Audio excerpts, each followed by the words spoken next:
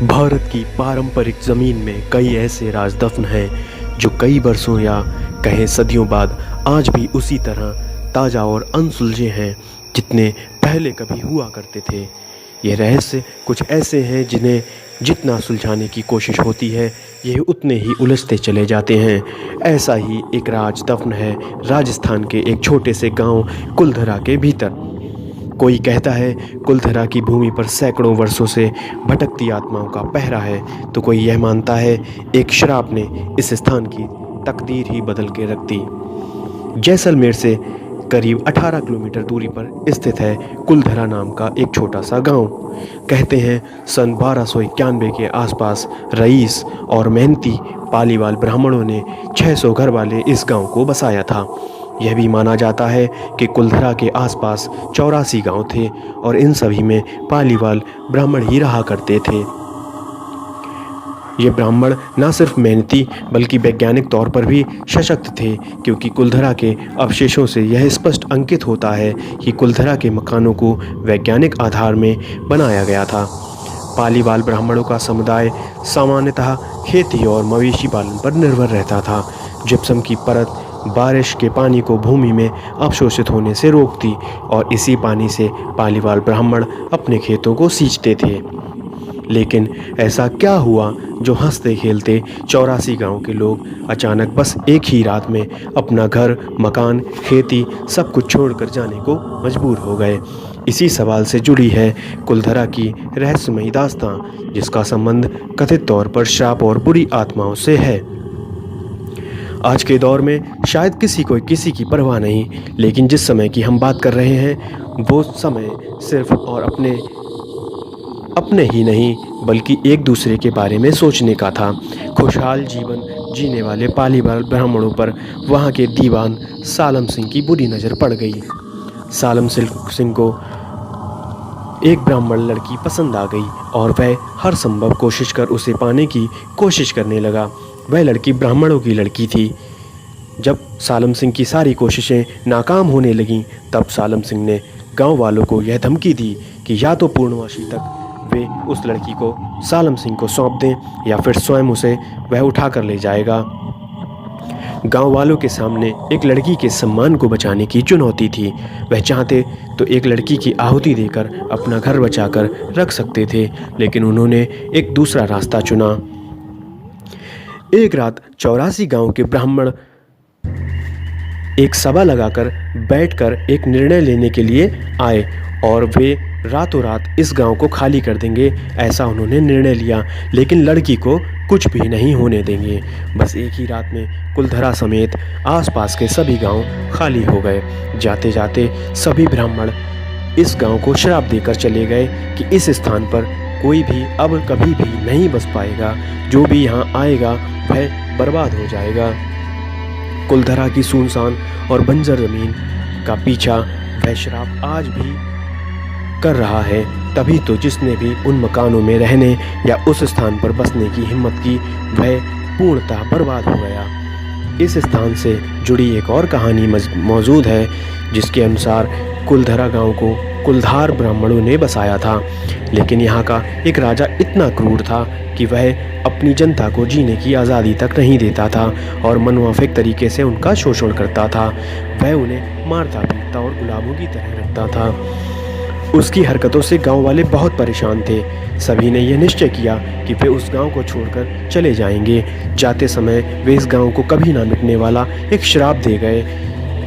आज भी इस स्थान को जो बसने नहीं देता और पूरा गांव एक श्रापित गांव में बदल गया। यह गांव पूरी तरह उजड़ गया, लेकिन उजड़ने के बाद भी यह एक आदर्श पर्यटन स्थल बना हुआ है। लेकिन जो भी पर्यटक वहां आते हैं उन्हें कुछ अजीबोगरीब एहसास होने लगते हैं। किसी को आसपास चूड़ियों और महिलाओं के खिलखिलाने की आवाज़ आती है, किसी को रोने की आवाज़ आती है, किसी को लगता है कि किसी ने उनको छुआ है या उनके आसपास से गुजरा है। यह एक रूह कपा देने वाला मंजर होता है जब ऐसा कोई महसूस करता है। इतिहासकारों के अनुसार पालीवाल ब्राह्मण बेहद अमीर थे और उनके पास सोने के बहुमूल्य आभूषण थे, जिन्हें वे ज़मीन में गाड़ कर रखते थे। इसी वजह से जब यह गांव खाली हुआ तब वहाँ सोने के लालच में कई लोग आए और उन्होंने इस स्थान की खूब खुदाई की और जो सोना था वे लेकर भाग गए। इस स्थान पर लगे शराब की बात को मनगढ़ंत मानकर कई लोग यहाँ आए, लेकिन जो भी एक रात यहाँ रुका वह कभी वापस नहीं जा पाया। उनका नामो निशान तक किसी को नहीं मिला। कुलधरा से जुड़ी कहानियाँ भटकती आत्माओं के श्राप के बारे में बहुत कुछ कहती हैं, लेकिन वास्तुशास्त्री इस विषय पर अपनी अलग ही राय रखते हैं।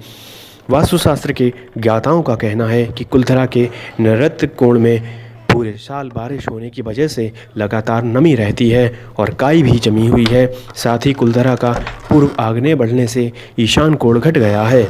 वास्तुशास्त्र के अनुसार ऐसे स्थान जिनका नैऋत्य कोण नीचा, नमी से ओतप्रोत और पानी का जमाव रहता हो, काई जमी हुई हो, नैऋत्य कोण के दक्षिण या पश्चिम में बढ़ाव हो जिस कारण यहाँ हवा का प्रभाव बाधित हो, ऐसे स्थान पर अत्यधिक नकारात्मक ऊर्जा उत्पन्न हो जाती है। नैऋत्य कोण के वास्तु दोषों के साथ यदि ईशान कोण में भी वास्तु दोष हो, यानी ईशान कोण में भी कमी हो, जैसे कि ईशान कोण का दबा, कटा या घटा होना इत्यादि, तो नैऋत्य के इस वास्तु दोष में और ज़्यादा वृद्धि हो जाती है। इन सभी कमियों की वजह से वहाँ उत्पन्न हुई नकारात्मक ऊर्जा को कभी कभार भूत प्रेत या बुरी आत्माओं का नाम दे दिया जाता है। कुलधरा गांव के बावड़ी में पानी तो है, लेकिन बावड़ी के पास जिंदगी का कोई नामो निशान नहीं है। कुलधरा की कहानी के इस पड़ाव पर रहस्यमय नकाब कब खुलेगा कुलधरा का वो भेद जिससे लोग आज तक अनजान हैं। पैरानॉर्मल सोसाइटी ऑफ इंडिया की टीम को आधे घंटे तक कमरे की पड़ताल करने के बाद जब कुछ नहीं मिला तो टीम ने रुख किया कुलधरा के सबसे बड़े घर की ओर। इसी बीच टीम को वहां से गुजरने के दौरान रास्ते में एहसास हुआ कि उनकी कार के शीशे पर कुछ रहस्यमय निशान दिखाई दे रहे हैं। ध्यान से देखने पर पता चला कि कार के पिछले शीशे पर हाथों के निशान हैं जो शीशे पर जमी धूल के बीच साफ साफ दिखाई दे रहे हैं। वे हाथ किन्हीं छोटे छोटे बच्चों के थे वहाँ पर, जबकि कोई दूर तक कोई भी निशान नहीं था बच्चों का या फिर जीने का या फिर जीवन का। लेकिन उस कार पर शीशे के निशान वहाँ पर रूह कपाने देने वाले मंजर को फिर से एक बार जीवंत कर दे रहे थे। लेकिन टीम किसी भी कीमत पर अंधविश्वास में यकीन नहीं रखकर आगे बढ़ती चली गई और वहाँ टीम ने सोचा हो सकता है कि उन्हीं में से किसी सदस्य के हाथ अनजाने में शीशे पर लग गया हो, लेकिन वहाँ पर ऐसा कुछ भी निशान नहीं था जिसमें किसी सदस्य ने उस कार के शीशे को छुआ हो।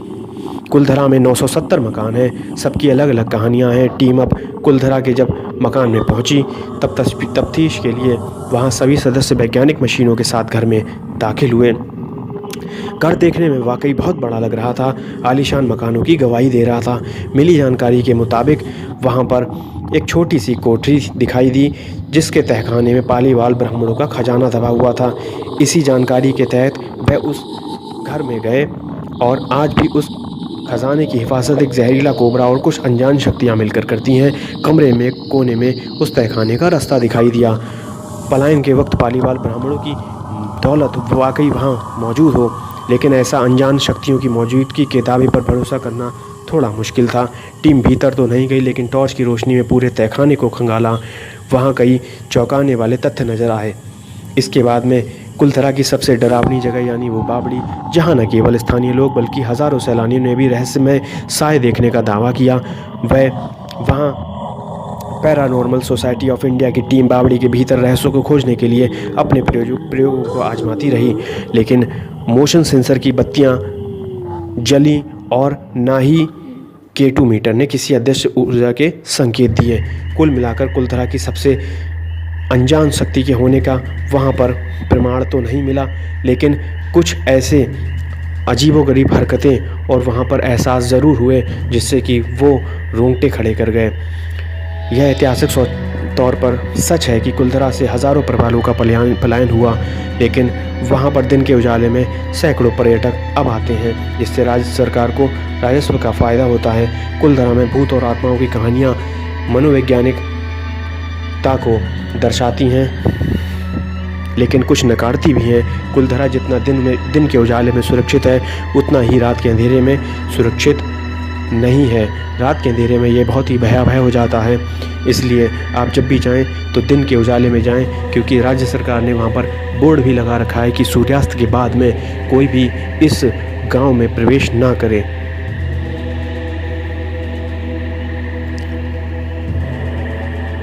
यहाँ आसपास के गांव में रहने वाले लोगों का कहना है कि पालीवाल ब्राह्मणों द्वारा दिए गए श्राप के कारण इस गांव को आज तक कोई भी हिरासत में नहीं ले सका।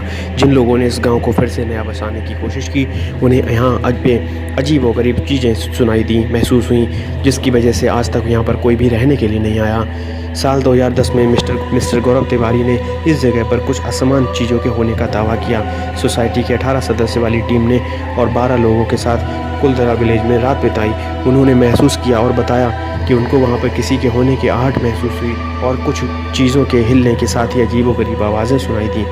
धीरे धीरे इस जगह को भूतिया जगह के नाम से जानने लगे और उसी के कारण कुलधरा गांव का नाम प्रसिद्ध होने लगा, जिससे पर्यटक यह जगह को देखने में रुचि दिखाने लगे। इस गांव के आसपास के रहने वाले लोग भूतों की कहानियों पर विश्वास तो नहीं करते, लेकिन पर्यटकों को आकर्षित करने के लिए वे ऐसी कहानियों को बढ़ावा देने लगे। लोगों की इस जगह की दिलचस्पी को देख के साल 2015 में राजस्थान सरकार ने इस गांव को पर्यटन स्थल बनाने का निर्णय लिया। हम नहीं जानते कि इस गांव की हालत आलम सिम की वजह से हुई या फिर भूकंप की वजह से या फिर सूखे की वजह से। अगर हम भूकंप को कुलधरा नष्ट होने की वजह मान लें तो गांव के इतने सारे लोग अचानक से इसे छोड़ के कैसे और किधर गए, वापस यहाँ पे फिर से रहने के लिए कोई क्यों नहीं आया? अगर यहाँ पर जो चीज़ें रहस्यमयी होती हैं तो उसकी वजह क्या है? ऐसे बहुत सारे सवाल हैं जिसके रहस्य आज तक कोई नहीं जान पाया। अगर यह वीडियो आपको अच्छी लगी हो तो कृपया अभी सभी साथियों को शेयर करें, लाइक करें, कमेंट करें और चैनल को ज़रूर सब्सक्राइब करें। और नई नई रहस्यमयी वीडियो के लिए प्लीज़ आप बने रहिए हमारे साथ और चैनल को सब्सक्राइब करके हमारे साथ जुड़े रहिए। धन्यवाद।